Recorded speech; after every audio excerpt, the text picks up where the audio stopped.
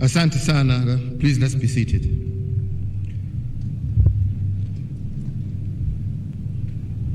All protocols observed, ladies and gentlemen, all Kenyans, let me begin by wishing each and every one of you a very happy Jamhuri Day. Today, indeed, I am delighted and privileged to host the 57th Jamhuri Day celebrations here at Uhuru Gardens, the People's Gardens.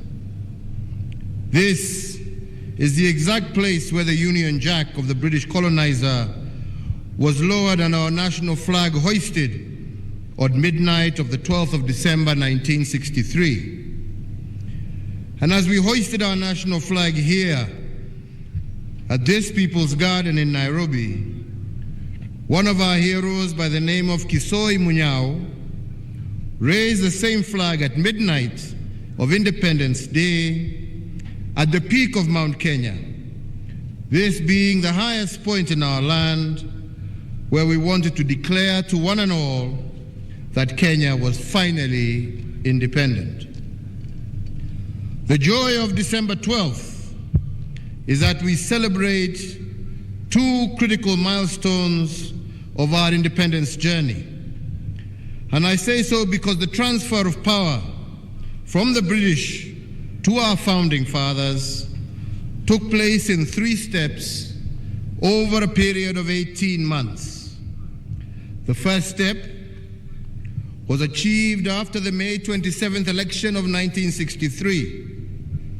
This election ushered in our self-rule on June the 1st of 1963, and with this step, the first Prime Minister of Kenya, Mzee Jomo Kenyatta, became the head of government. But the Queen of England still remained the head of state, and this meant that we were free, but not yet totally free. Indeed, 6 months later, the second milestone was achieved when we gained independence on December 12, 1963. On this day, here, we hoisted our national flag and played our national anthem for the first time. And as we did this, we were reminded that our national flag is not just a piece of cloth decorated with ink or some sentimental display of colors without history. Our flag is a symbol of the national wounds and scars that we bear from the Liberation War. It is a picture of the battles that were fought, those that were won, and indeed those that we lost. And because the ultimate act of every great warrior is to lay down his weapon, the shield and spears on our national flag symbolize victory. But even with independence, a national flag, and a national anthem, the Queen continued to serve as Kenya's head of state. It took us 1 full year to get to the third and final milestone of our liberation. And this happened on December 12th, 1964, when the Queen vacated her position as head of state, and with this act, Kenya transitioned into a full republic or Jamhuri, making the total liberation of our country. On this memorable day in 1964, we returned to this garden to launch the Republic of Kenya and inaugurate its first president. And on the same day, the Governor General became the last expatriate occupant of Government House here in Nairobi. To commemorate this change of guard, the first president planted a mugumo tree at the exact spot where our flag had been hoisted at midnight of December 12, 1963. That 57-year-old tree still stands tall and proud to my right as a symbol of our struggle that dates back over 100 years.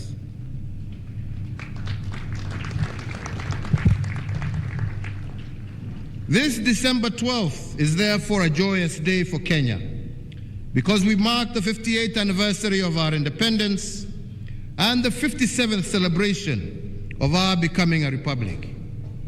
And as we mark this historic day, some will tell you that history is meaningless, unnecessary, useless, and irrelevant to the concerns of the present. I beg to differ.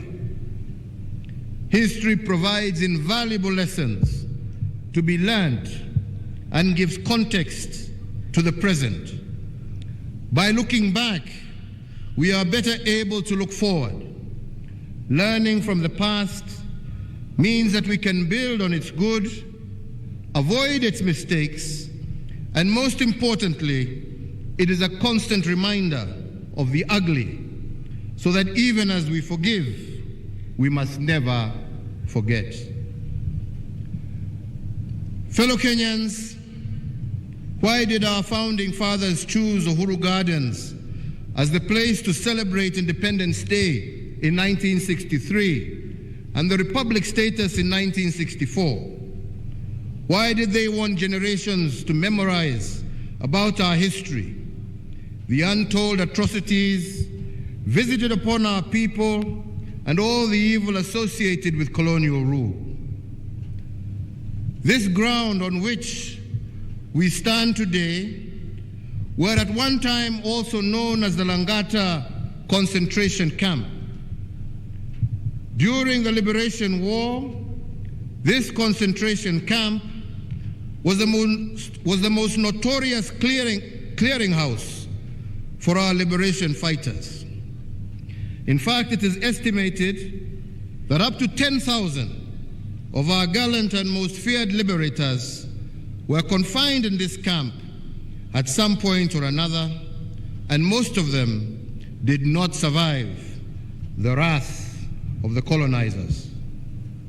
Indeed, Langata camp has been described in some books of history as resembling the Nazi camps in Germany, both in its psychological warfare and its methods of brutality. In fact, using quack scientists, the colonizers argued that devotion to the cause of Mau Mau was a mental illness, and the only way to deal with it was by creating mass detention camps where shock therapy and torture could be administered as a cure.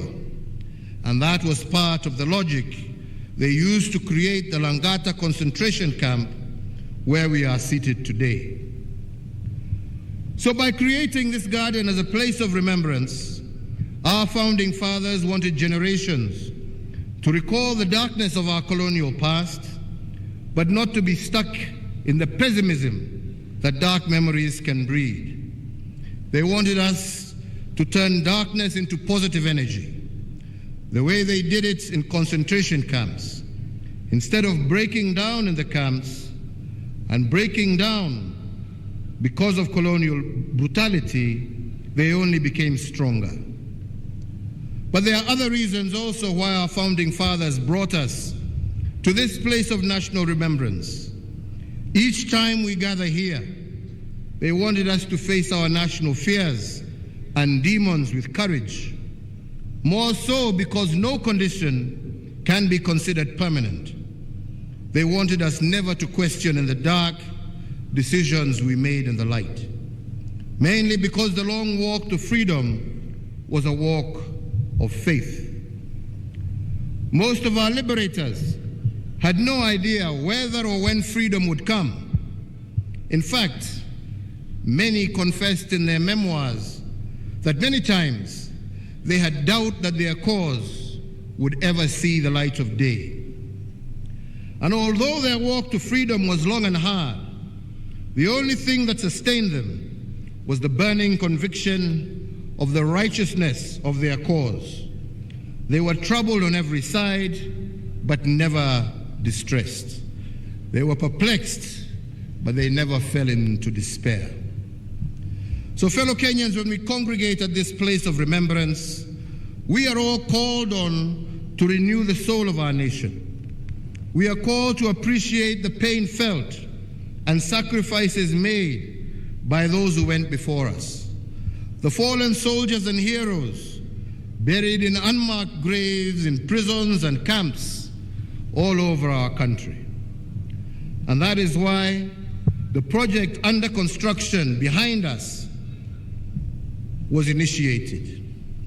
Apart from being a place of remembrance and healing, this place will be an arena where the past, the present, and the future will converge. When Kenyans walk through the Heroes Boulevard, their spirits will be edified by the sacrifice our liberators made. And at the end of the boulevard, there will be the tomb of the unknown warrior, a warrior whose name we do not know, although he died in battle for our country, and a warrior whose mother let him go, and both mother and son sacrificed so that we can be free. Once completed, this place of history will rekindle memories of our armed struggle and also the good, the bad, as well as the ugly of our history.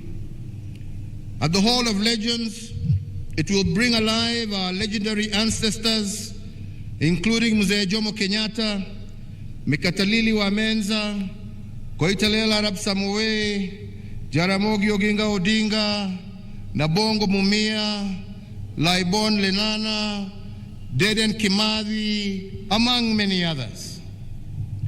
At the Tunnel of Martyrs, we will have a solemn memorial to each and every Kenyan who has lost their lives in the many watershed moments. This will range from the First to the Second World War, all the way to the victims of the post-election violence of 2008.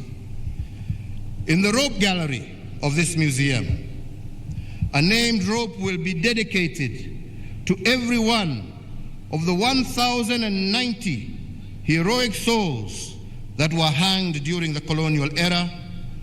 And at the Moments of Darkness gallery, we shall display the history of our country, of our lowest moments, the moments that we regret but are part of our history. But not all the galleries will be sad news. The Hall of Innovation in this museum will celebrate the brilliant, game-changing ideas produced by Kenyans. This hall will speak to the future and how our past has guided it. And the hall, again behind me, marked by a pointed spear, will characterize our latest exploits, our moments of great hope and national pride, and our bold path into the future. So, fellow Kenyans, this place will be a book of history, an illumination of the future, weaved in hope, written in pictures, sculptures, and historic artifacts. And although the place of remembrance will also be a place of pain, it will also be an altar for historical forgiveness. As Kenyans walk through the galleries of the heroes and legends, they must forgive those who trespassed against them. However, they must also heed the call from our founding father when he said, "We will forgive them, but we will never forget."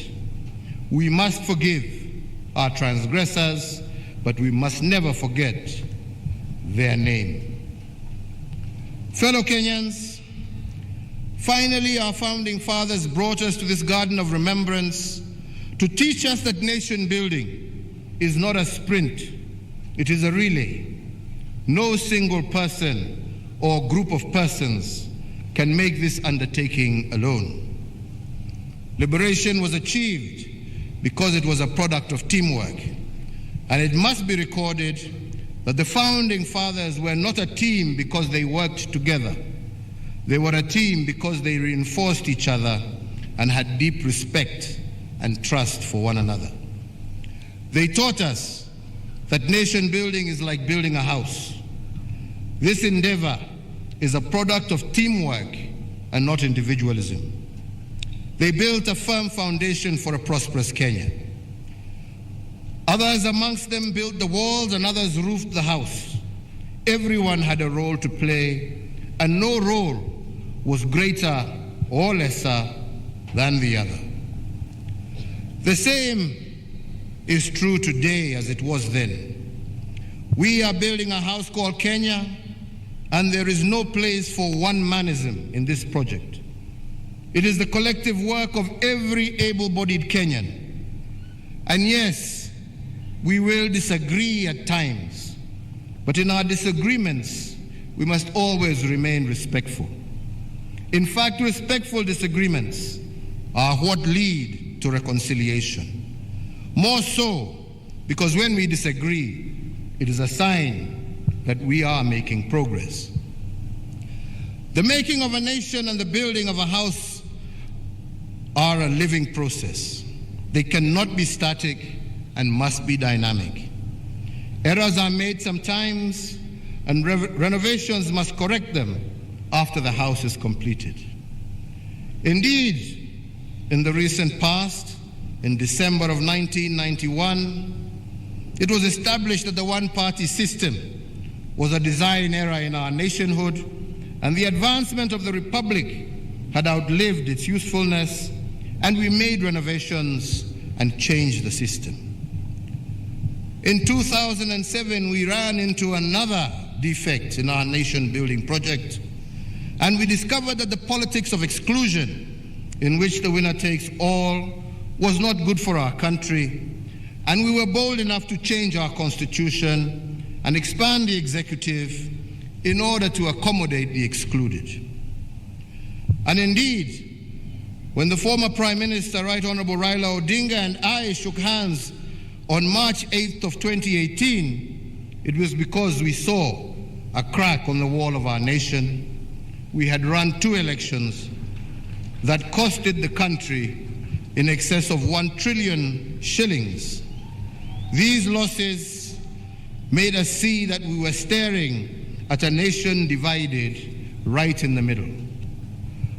But because we had disagreed respectfully, we knew that this was a mark of progress, and though it was difficult, the necessity, the reason, and recognition that we as Kenyans need each other, nation before self, as our forefathers had taught us, to come together reinforced our resolve. Therefore, again, I will continue to say that we need to come together and mend the crack on the wall of our nation, and this, I believe, is what necessitated the First Amendment to our Constitution. And although it encountered some legal obstacles, I say again today that BBI is just a dream deferred. One day, someday, it will happen. Because just as the country cannot survive ethnic majoritarianism and exclusion, just in the same breath, it cannot survive unfair and skewed representation. This is a design defect, and we must fix it. Fellow Kenyans, the Garden of the People, therefore, is not just a place of remembrance. It was gifted to us as a place where generations shall tell stories of where we have come from, where we are, and indeed where we are going. It is an arena of truth, narrated before God, verified by history, and reinforced by the acts of our founding fathers and each and every one of us as we move through life. And it is a convergence point between our past, our present. It must also, therefore, be our guide for the future. Allow me, as I conclude, to give a thought towards that future. If the Asian tigers were at the same level of development as Kenya in 1963, and I remind Kenyans that our country, our nation, actually lent South Korea money to implement its development plan in 1963. The question we therefore must ask ourselves is what happened? Why were we unable to develop as fast as those did? This future did not happen because we failed to plan for it. The future evaded us because we failed to imagine it. And I say so because imagination is more powerful than knowledge. For the past to have an impact on our future, we must constantly imagine and reimagine it.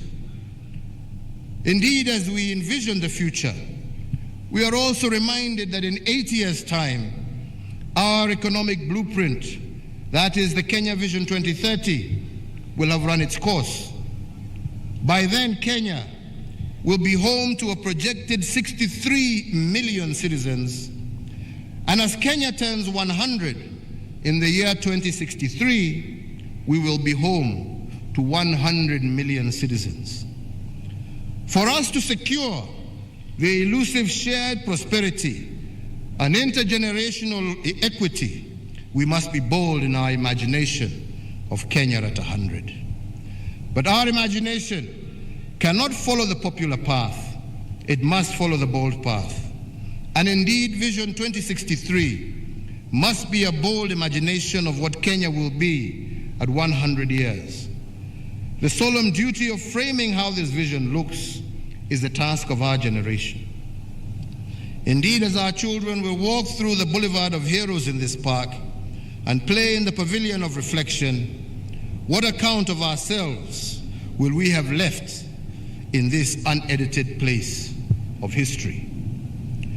It must be written in this unedited book of history that we chose the bold path over the popular path. Indeed, as it is said, the lion is not the strongest animal in the savannah, neither is it the biggest, neither is it the shrewdest, but it is the boldest, and that is why it is the king. Indeed, it is for this very same reason that it is said that an army of sheep led by a lion can defeat an army of lions led by a sheep.